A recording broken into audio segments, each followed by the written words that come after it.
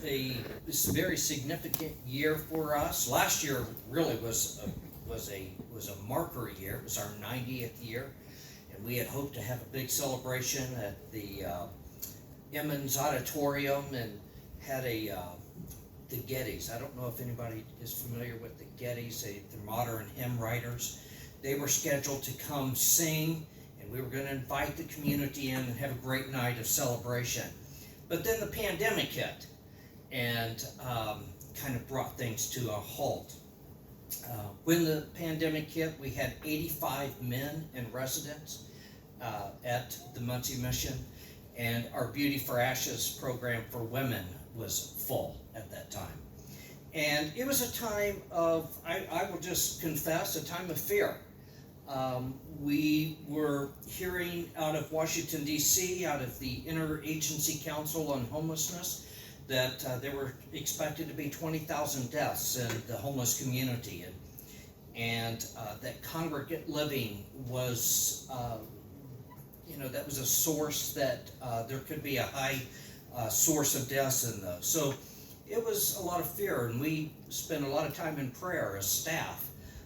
And implemented some safety procedures and precautions. And so I just thank God that through the year and a half that we've been going through this pandemic, or almost a year and a half, that we've only had 11 cases of COVID at the mission, and we lost no one. So we praise God for that. The mission, though, is now in its 91st year, and we look forward to a time of celebration. The Gettys have reached back out to us and want to help in some way celebrate the work of the mission, and we hope that will be able to take place soon, and we'll keep you informed of that. The missions, our statement and what drives us every day is that we want to provide compassionate services to the poor and needy of East Central Indiana on an immediate and or long-term basis. Another way to rephrase that may be that we seek opportunities for transformation for individuals to move from a life of constant human suffering into a sustainable, flourishing life through the gospel of Christ. However we want to phrase that, that's what we seek to do each and every day. And so there are a number of ways that we do that. And I should have looked at the clock before I started speaking. I think I've got, okay. Okay. Because I can get excited and get carried away, and I guess if you all go to sleep, I'll know it's time to sit down. But anyway, we seek to be the hands and feet of Jesus in multiple different ways. One of those is through our family service department. And each week, families come into the mission to receive support, emergency support. We want to help individuals who are in crises, and then work with them to address that crisis, to transition to maybe a more flourishing life. And but our crisis service for family service right now involves baby items, baby cares. Families can come in with young children, receive clothing. There's food that is available, utility assistance for the utilities of the home, and then daily lunch. Anyone in the community can receive a good meal at the Muncie Mission. Another program that started in 2017, actually it was 15 years before that, but it became a part of the Muncie Mission in 2017, is a women's program called Beauty for Ashes. And this is a program for women who are exiting incarceration or maybe a residential drug rehab center, or there's just no safe place for them to go. And they can come into the missions, to the Beauty for Ashes home, and for about 18 months, there's some guided programs. We have licensed biblical counselor and a whole host of volunteers that work with these women to begin to teach them, one, about the gospel of Christ. We use a program called Christianity Explored, and then we begin to teach a boundaries course, how to establish boundaries in their life, how to identify safe friends, financial management, and begin to work with them. This summer, or next September, I believe, is when the next newsletter will come out. And for the first time in 91 years, we'll have the story, will feature the story of a lady who has come through the Beauty for Ashes program. She transitioned from living in a tent in Madison County in a homeless camp into a flourishing life, and I think she's actually living in Winchester now, and has a wonderful story of transformation through the gospel of Christ. What most people are familiar with the mission are the emergency shelter, the homeless shelter, if you will. And so that continues, and we work with a number of agencies and churches and organizations throughout East Central Indiana to provide shelter for those individuals. One of the things that we have sought to do is to help for it to kind of motivate that transformation process. We began to feel somewhat convicted that our 90-day emergency shelter program might be harming more than it would be helping. And so we have transitioned that to a 7-day emergency shelter program. And in that 7 days, really work with that individual to address their crises. What brought you to a homeless shelter? Was it an addiction? Was it a need for life recovery? Was it housing? Do you need housing? Do you need employment? Is it health issues? Let's work on those issues and get that started in this first 7 days. And if that happens, then we extend their stay and they can begin to address that issue.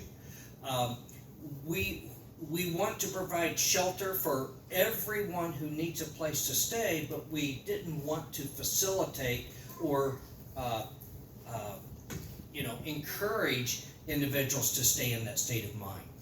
I draw kind of this analogy this way. We began to see ourselves more like a beach, where a person could come into the mission, receive some care and help, then they would leave, go out, be on the streets for a little bit of time, several months, come back into the mission, and that cycle was a cycle in their life. And we wanted to encourage them to break that cycle so that when they encountered the mission, they were moved through programming and exited the mission in a better place.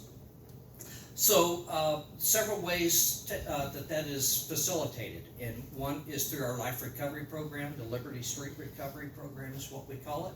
It's a little over a year. We have counselors that work with the individuals in rebuilding their life, and it's individually goal-based.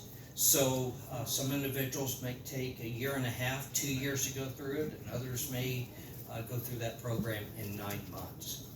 In 2016, well, let me back up. And I came to the mission in 2014 and came out. I have been in ministry work out in Colorado with a Christian organization.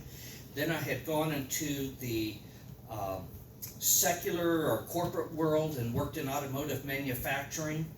And then back to the mission.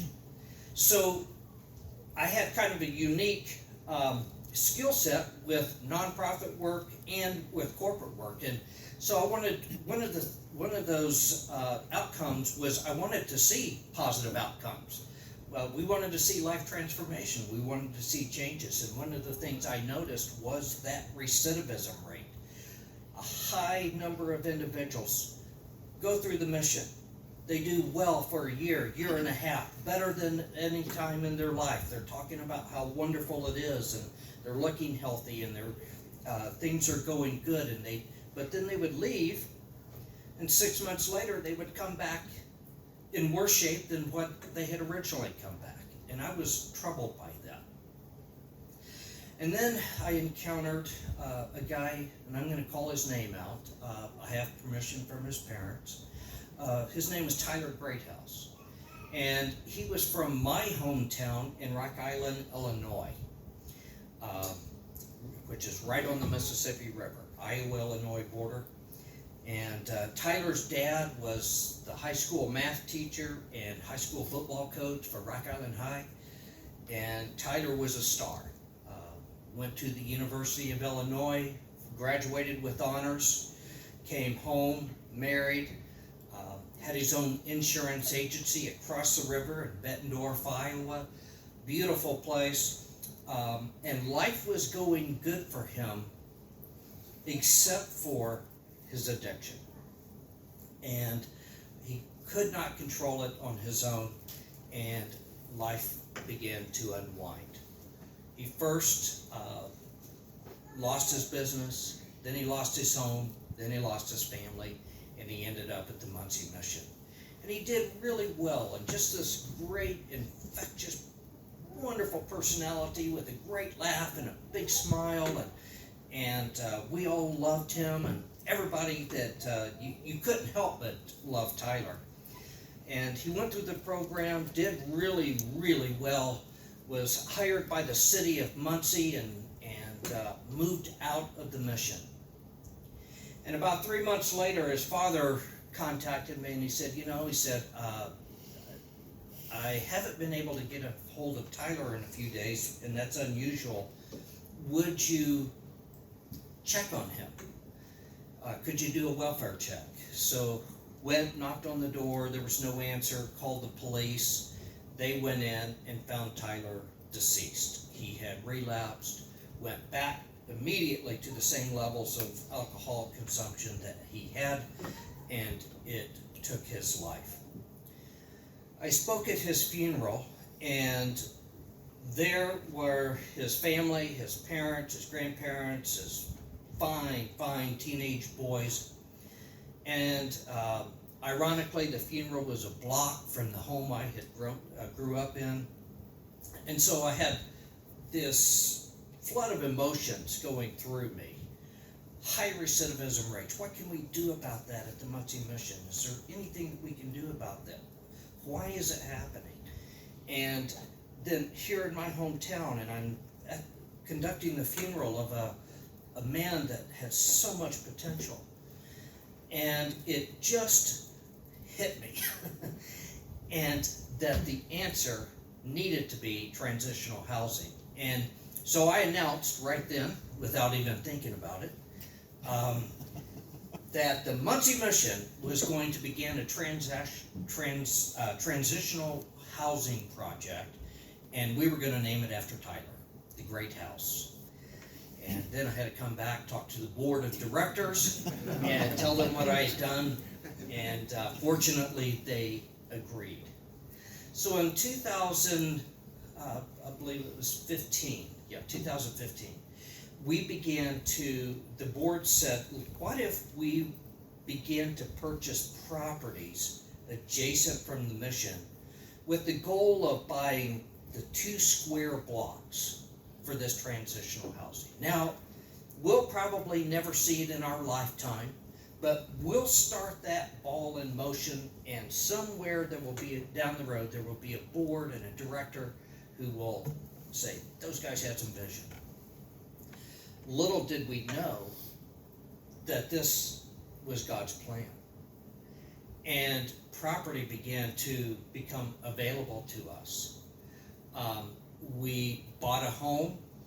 It was a triplex, and so we received some funding through a neighborhood revitalization program and remodeled that home beautifully and moved 5 individuals into there.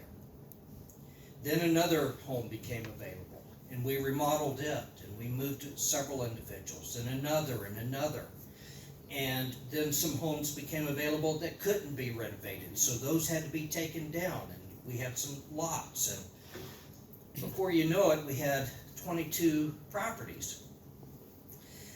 But here was the part that got our attention, and I hope would encourage you, that since 2016, those individuals that have moved into those homes, we have not lost one. They have all maintained their sobriety, their employment, because that's a condition of living there. They have to be employed. And the third one is that they have to be connected with a healthy social network. And we tell them, you will find that. It's not perfect, but you will find a healthy social network at a local church.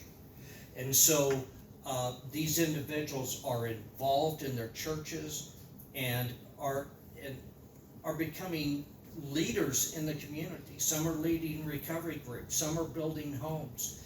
And so lives of men who had came into the mission from the street, carrying in a plastic bag everything that they owned, are now living flourishing lives, serving the Lord, serving their community, serving their fellow man. And we just praise God for that.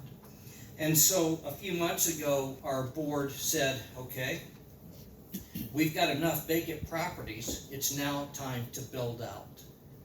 And so we have launched a capital campaign project to begin building out this village. I don't know what we're going to call it. We're thinking it might be the Great House Commons.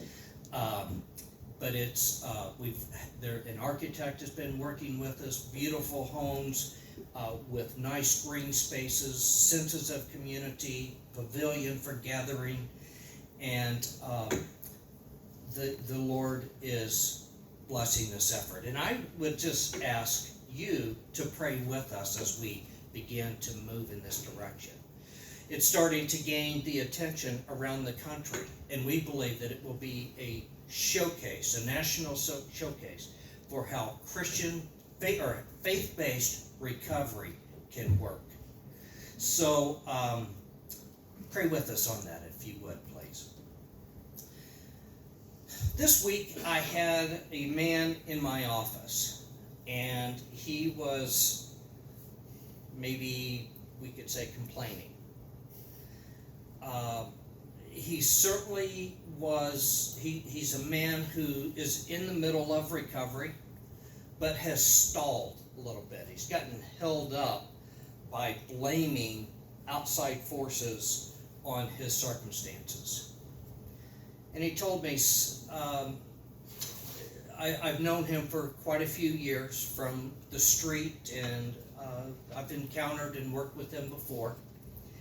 And a very intelligent man. But anyway, he says, all I have at 51 years old is my name. I don't have anything else. The only thing I have is my name. And I said, no, you have something else. You have a purpose. You have a story, a unique story that can help other individuals. People that don't have your story, you have that. I'm reminded, and Zach said it this morning in the call to worship, he mentioned that we have a story. And it makes me think of another story that's found in the Gospels. It's found in Matthew, and Mark, and Luke. And it's the story of men who had heard Jesus say, follow me. And so they followed. They dropped their occupations. A couple of them were fishermen. They were out on the shore mending nets, and Jesus said, follow me. And they did. And for a while, things were really impressive. They're hearing Jesus say some incredible things, different things that they had never heard before. They were seeing things. There were miracles that were taking place. People were being healed, and it was like, man, this is really good.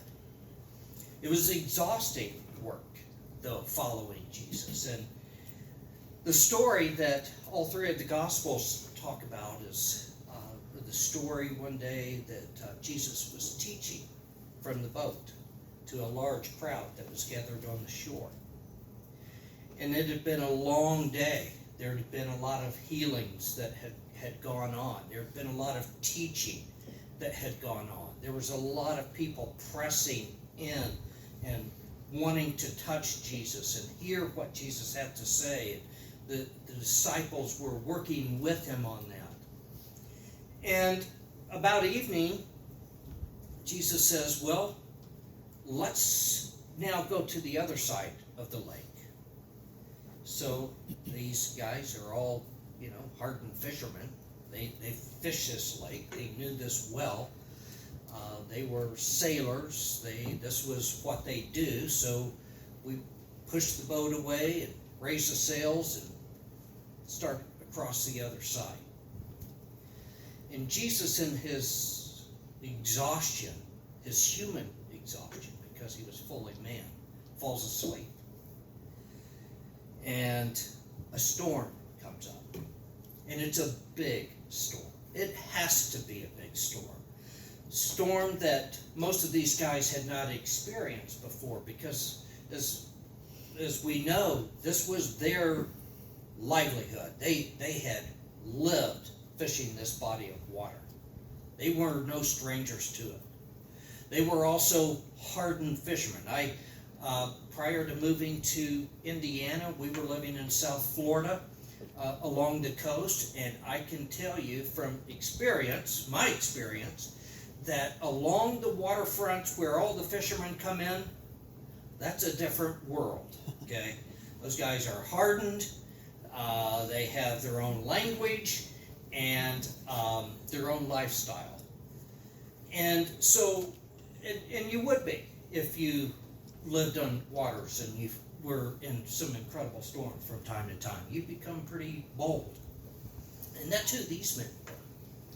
But this storm begins, the rain pours, and the wind blows, and the thunder claps, and the lightning flashes, and they're fighting for their life. They're yelling and barking orders to one another. Bail, do it this way, do it that way. A lot of commotion, a lot of confusion on that boat. And the entire time that they're doing this, no doubt glancing over and seeing Jesus still asleep. And they're getting frustrated with that. And finally one of them yells out, "Teacher, don't you care that we are drowning?"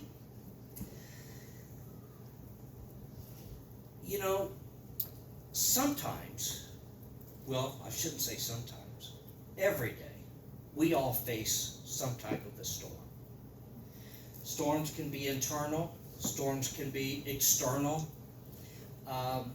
but what happens is in this time where there can be confusion, our emotions take over, and we tend to lose sight that we really aren't alone. I mean, let's just think about the disciples in the boat, okay? Here Jesus was on a mission to earth from God his Father. He is going to the other side of the lake. We find out later in Scripture it was to heal a man who had the demons, okay? So he's on mission. Was the boat really going to sink? And were these people going to die? I don't know, but highly unlikely. But in our confusion and chaos, often fear overcomes and we lose sight of who we are following.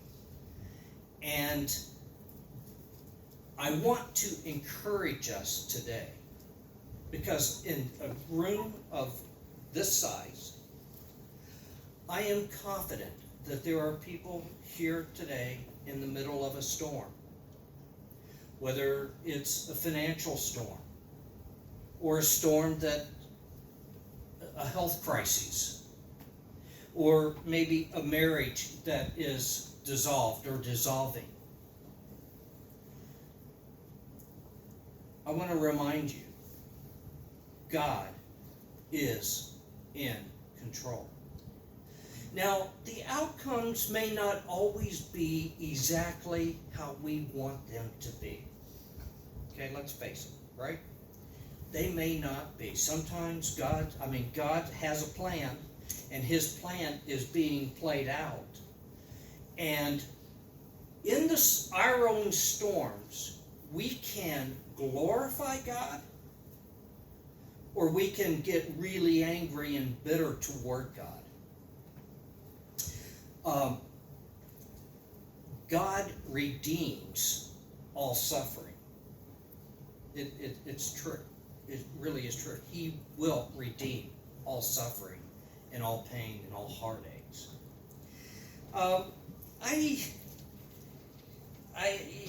Again, I just encourage you to hold fast. I appreciate our brother who requested that we sing "The Solid Rock." I mean, there's been times when my hope there has been no hope. And yet, standing on wobbly knees, I've made my claim, yes, I'm going to anchor to the solid rock, even though I don't see anything around. It's too dark, it's raining too hard, the storms are too strong, but I'm going to hold steady to the rock, and I encourage you to do the same. My wife and I have had our share of storms. One of those storms happened shortly after I had become a Christian. We were living in Alaska, and I was attending at that time, the University of Alaska, and not a believer. Although I had been raised in a Christian home, I had walked far, far away, and just had no interest. One day I was confronted by some students through Campus Crusade for Christ who asked me, and it was in registration time, and they came and they said, could we ask you a series of questions? And I said, sure. They did, and they kind of went through C.S. Lewis's trilemma. Who do you say Jesus is? They asked me. Was he a prophet? Was he a teacher, just a good teacher? Was he, they had a series of options, and the final one was Lord. And I, over the next few weeks, really began to think about that. And I had to come to the conclusion that, I don't think he was a liar. He doesn't share the characteristics of a liar. Surely some lies would be exposed in his teaching. There were a lot of followers and people who had committed their life to following him, had given up everything. It would have been exposed. So no, he wasn't a liar. Was he a crazy person making these outrageous claims? Went through that whole argument. No, don't think he was courageous. Crazy person. So I had to conclude then that he was Lord. And if I said he is Lord, then really believed that he was Lord, what was I going to do with it? And that became the turning point in my life. We were involved. We began to attend a little church in Eagle River, Alaska, and got involved and just dove all the way in. I think I was the song leader, the Sunday school superintendent, the treasurer, and Anna was a piano player. And it was a very small church, but we really got involved. And then the Lord began to lay on my heart a desire for ministry. So it's like, if we're going to do that, we need to prepare. And so we began to look around for schools that we could attend, and we identified one in Colorado Springs, but that involved a move. Well, at that moment, we were both working for a bank in Anchorage, and this was at the tail end of the pipeline. And during the oil pipeline construction, there had been this huge housing bubble. Uh, Values on homes had increased. There were outrageous mortgages that were given on some really old mobile homes. And so everybody in the lower 48 were bringing their 1940s and 50s mobile homes to Alaska to sell for outrageous, $70,000, $80,000. And but then the pipeline was done, and all of a sudden people owed a lot more than what those things were worth, and they just began to bring their keys to the bank where we worked, and we were both in the mortgage department. And so we were like, it's how are we going to sell our home? How are we going to move? And then in the middle of all that, the FDIC came in, took over the bank, and shut down the bank because about 60% of our mortgage portfolio was in default. So it's like, okay, well, if the Lord has called us to ministry, He will make a way. He will make a way. So a couple of weeks later, we just by faith began to move forward. A couple of weeks later, a horrible environmental tragedy took place in Alaska, and that was the Exxon Valdez. You may remember that. And it was a horrible environmental tragedy. But God used it for us because all of a sudden, our particular home became really desirable, and we were able to sell it in the middle of the market when there was no market. So we took that as, hey, the Lord is working this out. Now, okay, what's the next step? Well, we need to move. Well, we were a very, very young family. And I called U-Haul, and they said, well, it's to rent a truck. This was in 1989. To rent a truck to Colorado Springs is $6,000. So, we don't have $6,000, What are we going to do there? I said, well, do you ever get any trucks that come in that you're going to retire? Oh, we do from time to time, he said. I said, well, put me on a list and call me if you do. The next day, he called. Said, hey, we just had a truck come in from California. We're going to retire it. But first, we got to go through it. We want to put all new hoses and belts and new U-bolts to hold the box on and new tires. And we're going to go through it, and then we'll sell it. I said, what do you want to sell it for? He said, for about $3. It's sold. I'll take it. So it was another marker. Hey, the Lord is working this out. We were excited.